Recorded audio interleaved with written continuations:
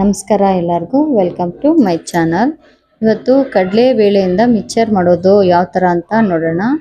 First ಕಡಲೆ ಬೇಳೆನ ನೆನೆಸಿ ಇಟ್ಕೊಬೇಕು 1 ಅವರು ಇಲ್ಲ 1.5 ಅವರು. ಎಷ್ಟು ನೆನೆಯುತ್ತೋ ಅಷ್ಟು ಎಣ್ಣೆ ಕಡಿಮೆ ಇರುತ್ತೆ. ನೋಡಿ ಈ ಥರ ಬರುತ್ತೆ. ಟೇಸ್ಟ್ ಅಂತೂ ಸಖತ್ತಾಗಿರುತ್ತೆ. ಯಾವ ಥರ ಮಾಡೋದು ಅಂತ ನೋಡೋಣ. ಫಸ್ಟು ನೆನೆಸಿಟ್ಕೊಂಡಿದ್ದೀವಲ್ಲ ಅದನ್ನು ಒಂದು ಕಾಟನ್ ಬಟ್ಟೆ ತೊಗೊಬೇಕು. ಅದನ್ನು ಕ್ಲೀನಾಗಿ ಕಾಟನ್ ಬಟ್ಟೆಯಲ್ಲಿ ತೆಳ್ಳಗೆ ಹಾಕಬೇಕು. ತುಂಬ ಮಂದಗೆ ಹಾಕಿದ್ರೆ ಬೇಗನೆ ಆರೋದಿಲ್ಲ. ಚಳಿಗಾಲ ಆಗಿರೋದ್ರಿಂದ ಬೇಗನೆ ನೆನಿಬೇಕಲ್ವ, ಅದಕ್ಕೆ ತೆಳ್ಳಗೆ ಹಾಕ್ಕೊಳ್ಳಿ ಬಟ್ಟೆ ಮೇಲೆ. ಕ್ಲೀನಾಗಿ ಒಣಗಿದಾದ್ಮೇಲೆ ನಾನು ಮಳೆಗಾಲ ಆಗಿರೋದ್ರಿಂದ ನಾನು ಸ್ವಲ್ಪ ಇದನ್ನು ತೆಳ್ಳಗೆ ಹಾಕಿ ಹೇರ್ ಡ್ರೈಯರ್ ಬೇರೆ ಯೂಸ್ ಮಾಡ್ತಾ ಇದ್ದೀನಿ. ಹೇರ್ ಡ್ರೈಯರಲ್ಲಿ ಬಿಸಿ ಗಾಳಿ ಕೊಟ್ಟರೆ ಬೇಗನೆ ಆರುತ್ತೆ ಅಂದ್ಬಿಟ್ಟು ಮಕ್ಕಳು ಬೇರೆ ಅರ್ಜೆಂಟ್ ಮಾಡ್ತಾಯಿದ್ರು, ಚಳಿ ಮಮ್ಮಿ ಸ್ನ್ಯಾಕ್ಸ್ಗೆ ಏನಾದರೂ ಮಾಡಿಕೊಡು ಅಂತ. ಬೇಕ್ರಿನಲ್ಲಿ ಯಾವ ಎಣ್ಣೆ ಹಾಕಿ ಯಾವ ಥರ ಮಾಡಿರ್ತಾರೋ ಗೊತ್ತಿಲ್ಲ. ಹಾಗಾಗಿ ಮನೇಲಿ ನೋಡಿ ಫ್ರೆಶ್ ಆಗಿ ಮಾಡ್ಕೊಳ್ಳಿ, ಆರೋಗ್ಯವಾಗಿರ್ರಿ. ಮಕ್ಳಿಗೂ ಅಷ್ಟೇ. ಔಟ್ಸೈಡ್ ಫುಡ್ಡು ಅವಾಯ್ಡ್ ಮಾಡಬೇಕಂದ್ರೆ ಮನೇಲೇ ಮಾಡಿಕೊಡ್ಬೇಕಲ್ವ, ಸ್ವಲ್ಪ ಕಷ್ಟ ಆಗುತ್ತೆ, ಏನು ಮಾಡೋಕ್ಕಾಗಲ್ಲ. ಇಲ್ಲಿ ಎಣ್ಣೆ ಇಟ್ಕೊಂಡಿದ್ದೀನಿ ಬಾಣಲಿಲಿ.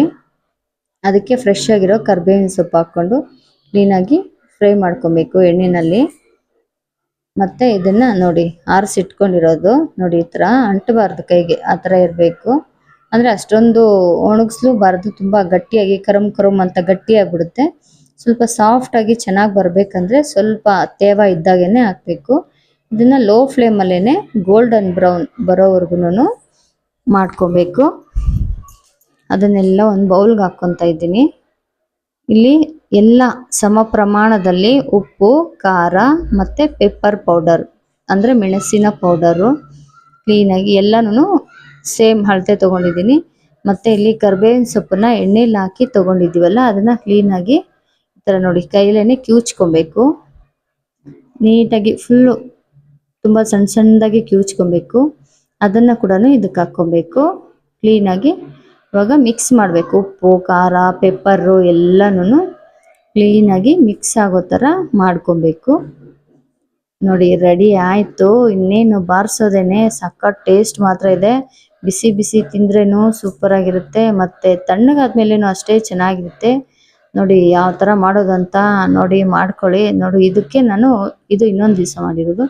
ಇದಕ್ಕೆ ನಾನು ಅಂದರೆ ಕರ್ಬೇವಿನ ಸೊಪ್ಪಿನ ಪೌಡರ್ ಹಾಕಿಲ್ಲ, ಅಂದರೆ ಕ್ರಂಚ್ ಮಾಡಿರೋದು. ಯಾವ ಥರ ಬೇಕಾದ್ರೂ ಇನ್ನೊಂದು ಸ್ಟೈಲಲ್ಲಿ ಮಾಡಿದ್ದೀನಿ, ಅದನ್ನು ಇನ್ನೊಂದು ಸತಿ ವಿಡಿಯೋ ಹಾಕ್ತೀನಿ. ನೋಡಿ ಕಡಲೆಬೇಳೆ ಮಿಕ್ಸರು ಸಖತ್ತಾಗಿರುತ್ತೆ. ಟೇಸ್ಟ್ ಮಾತ್ರ ಬೇಕ್ರಿಲಿ ತಿನ್ನೋದಕ್ಕಿಂತ ಮನೇಲೆ ಮಾಡ್ಕೊಂಡು ತಿನ್ನಿರಿ, ಆರೋಗ್ಯವಾಗಿರ್ತೀರಾ. ಯಾವಾಗ್ಲೂ ಔಟ್ಸೈಡ್ ತಿನ್ನೋದಕ್ಕಿಂತ ಮನೇಲೆ ಮಾಡ್ಕೊಂಡು ತಿಂದರೆ ಹೆಲ್ದಿಯಾಗೂ